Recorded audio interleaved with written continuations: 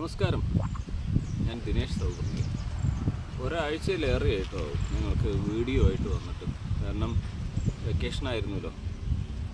അപ്പോൾ കുട്ടികളൊക്കെ ആയിട്ട് ഓരോ സ്ഥലങ്ങളിൽ കറങ്ങാൻ പോക്ക് തന്നെ മിക്കവാറും ചെടി കൃഷിയായിട്ട് ബന്ധപ്പെട്ട സ്ഥലങ്ങളായിരിക്കും. പിന്നെ അവർക്ക് കളിക്കാനുള്ള സ്ഥലങ്ങൾ. വെക്കേഷനെല്ലാം കഴിഞ്ഞു. ഇന്നിപ്പോൾ എല്ലാവർക്കും സ്കൂൾ തുറക്കുകയാണ്.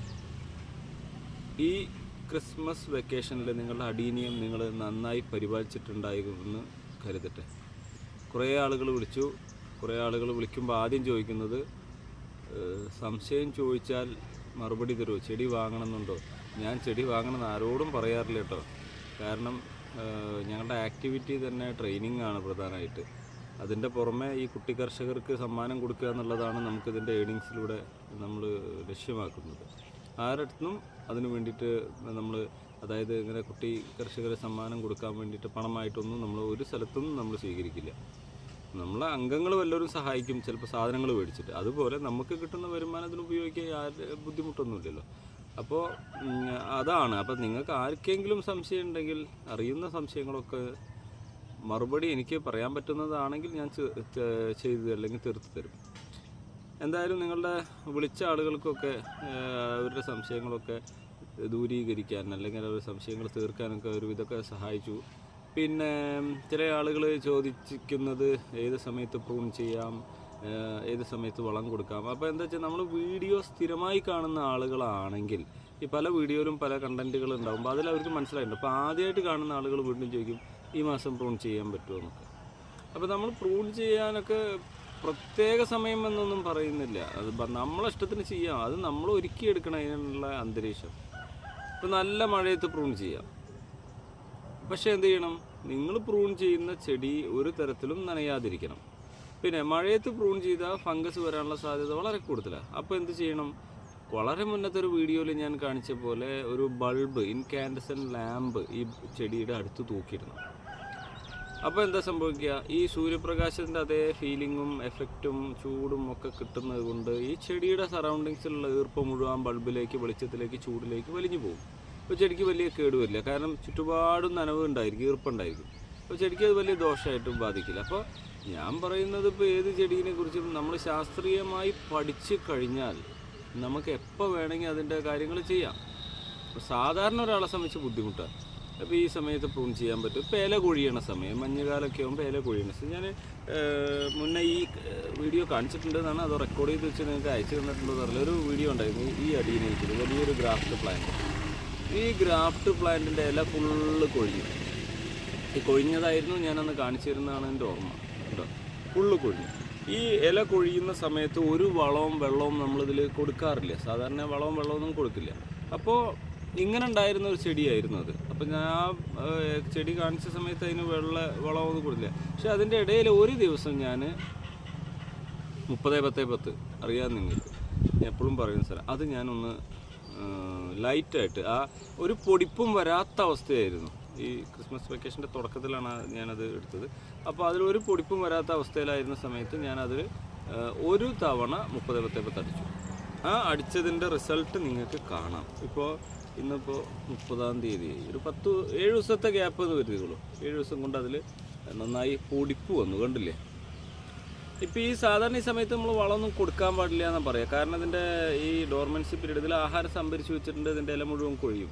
അപ്പോൾ ഞാനത് എൻ്റെ ആവശ്യം, എനിക്ക് വേഗത്തിൽ ഫ്ലവർ ചെയ്യണം കേട്ടോ. അപ്പോൾ അതിന് വേണ്ടിയിട്ട് ഞാനൊന്ന് ലൈറ്റായിട്ടൊന്ന് വളം കൊടുത്തപ്പോൾ പൊടിപ്പ് വന്നു.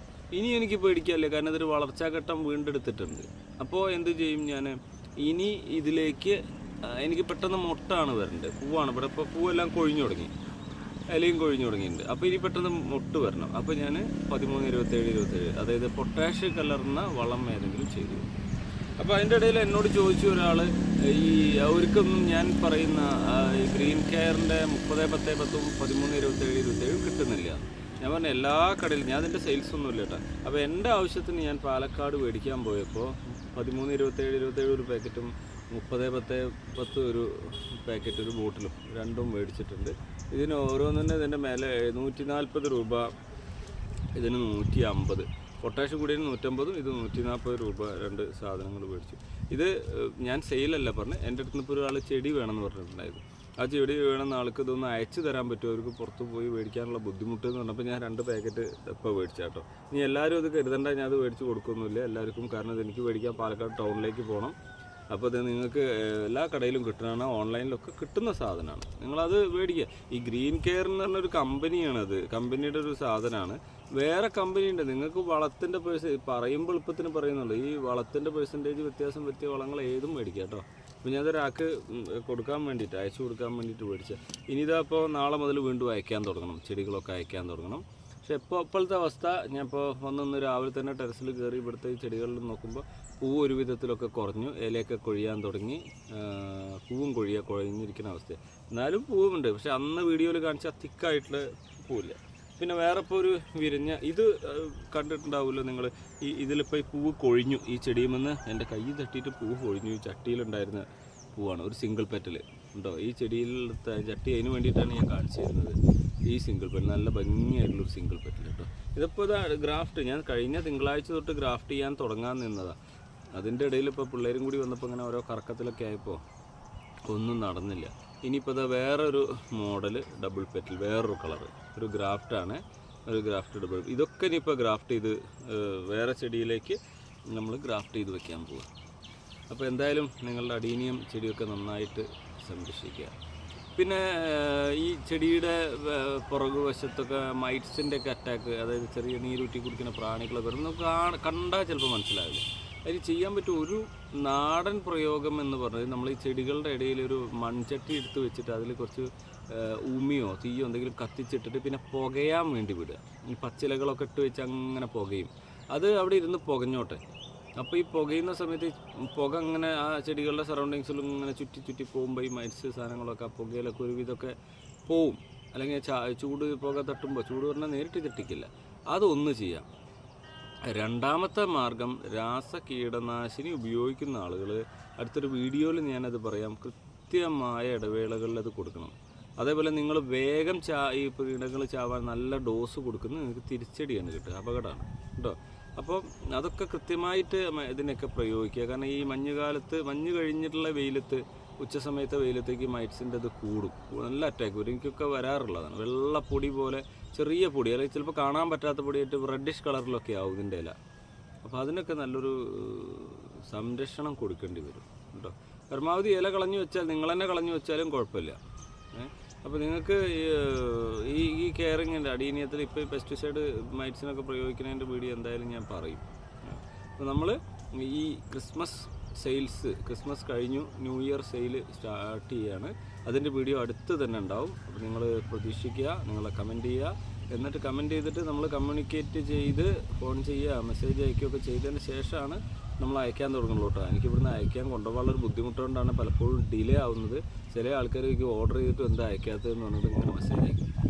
അപ്പോൾ അങ്ങനെയുള്ളൊരു ബുദ്ധിമുട്ട് ഈ ജോലി അതുപോലെ അത് എത്തിക്കുകയല്ല. അപ്പോൾ ഒരു കുറച്ചധികം കൊറിയറൊക്കെ ഒന്നിച്ചുണ്ടാകുമ്പോൾ അങ്ങോട്ട് എത്തിക്കുക എന്നുള്ളതാണ് ചെയ്യുക. അതുകൊണ്ട് ആരുടെ അടുത്തും മുൻകൂറൊന്നും പണം വാങ്ങി വെക്കാറുമില്ല കേട്ടോ. ഓക്കെ, അപ്പോൾ നമുക്ക് ഒരു സെയിൽ വീഡിയോയിൽ വീണ്ടും കാണാം. Thank you.